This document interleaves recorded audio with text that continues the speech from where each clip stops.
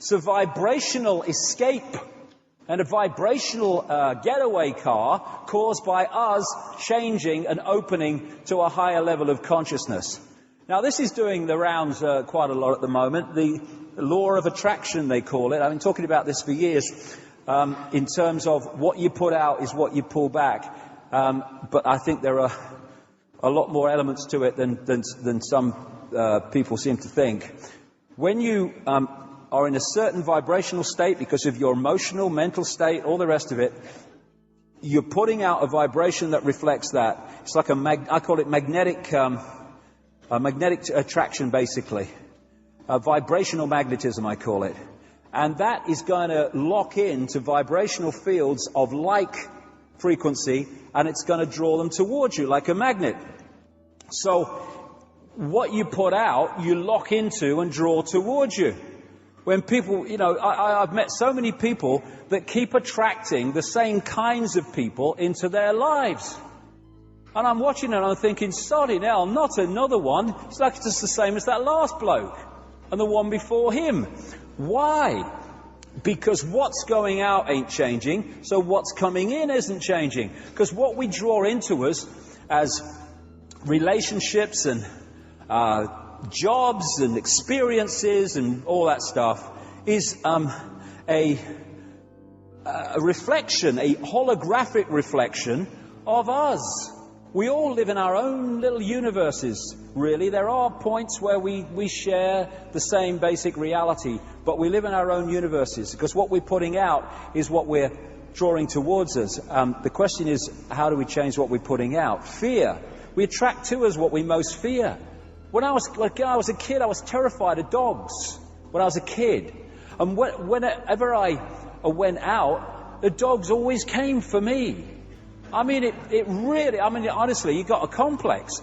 I lived on a council estate in Leicester, and it's full of houses now, this place, but there was a green in the centre of it. And as I walked across, I used to get the bus. It was only one stop.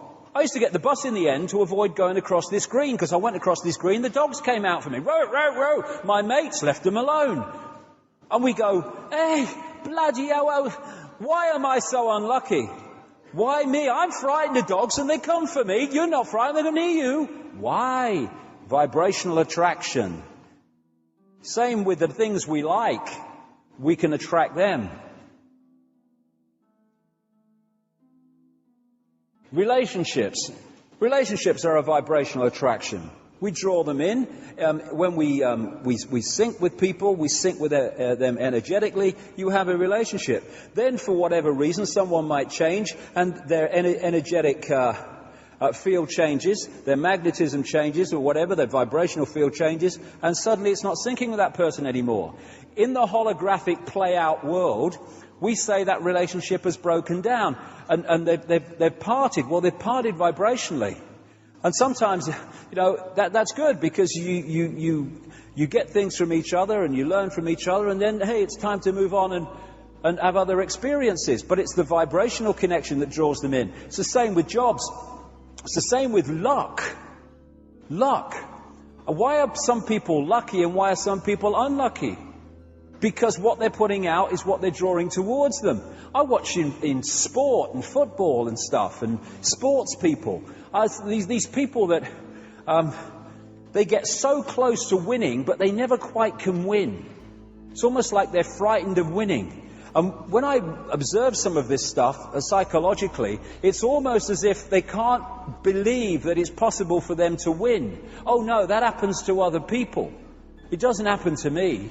So when you get to that point where you're just about to achieve, somehow, in the holographic play-out world, you manifest something that actually stops you winning, even though it seems to be no problem, it's going to happen.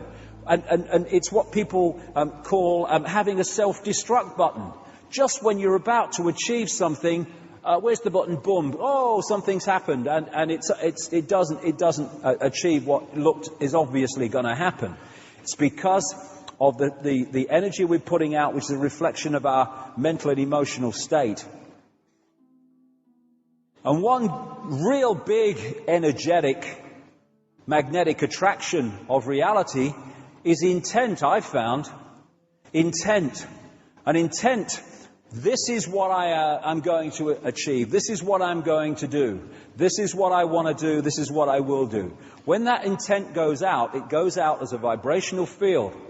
And it draws back towards us all that we need to achieve that intent. Every time. The thing is, at this point, it breaks down with so many people because what they need to experience to achieve the intent they say they want is not something they'd like to experience. So I'll bugger that for a game of soldiers. I'm not having that. I don't want it that badly. And when we start to transform, things start to change in our energy field. When that happens, things that we were drawing towards us in the old energetic state are not making a vibrational synchronization anymore. And so in the holographic play-out world, relationships break down, or you lose your job, or you move home, or something happens. Your life changes in the play-out world of the projected holographic reality because what's projecting it has changed. And so when we put out an intent, this is what I want to do, I want to expand my mind, I want to open my mind, I want to connect the true magnitude of who I am, there are things that come towards you that you don't often like very much, but it's necessary to break down those structures within us so that that intent can be fulfilled. There's this DVD that's been going around for a little while now called The Secret, which is based on the law of attraction. And, you know, I think the principle, there's a lot to be said for it, but I do think it can be very simplistic sometimes, this stuff about law of attraction. The idea that if you keep visualizing a Ferrari, that somehow you're going to have a Ferrari, and, you know, and you put Ferraris all around your house. You know, I'm visualizing I'm going to get a Ferrari.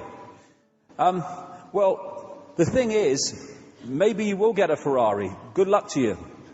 Don't see myself anything in them, but that's just me. But if your journey, what you've come to experience and what you've come to do, does not sync with having a Ferrari, then you can wallpaper your bloody house with Ferraris. It ain't going to happen. It ain't as simple as visualize a Ferrari, law of attraction, brum, brum, brum, here I go. It's the totality of the energy field that we create that draws in our attracted reality. One part of that is the range of energies or vibrations and frequencies that we are accessing. The more expanded that is, the larger our state of awareness, the more our energy field in embodiment is affected by that. That affects what goes out, it affects what comes in. What our energy field contains from all these different influences together makes the magnetic connection which we draw into us.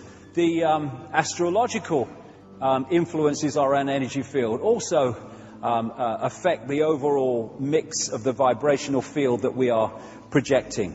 Because, as I said earlier, when you're born at a certain time, the energy nature of you and where you're born is affected by where the planets are. So you're going to have a slightly different, or sometimes significantly different, energy field influenced by the planetary and star influences than someone born at a different time. And then there's also the journey. We come in with a certain amount of coding that takes us through a journey, and sometimes maybe a challenge that we will then follow without realizing we're following it. And so when I look at my life, there are many times when I've said that. Why me? What have I done? I remember in the early 90s, I'm thinking, I only want to kind of be spiritual, like, and I get all this shite thrown at me.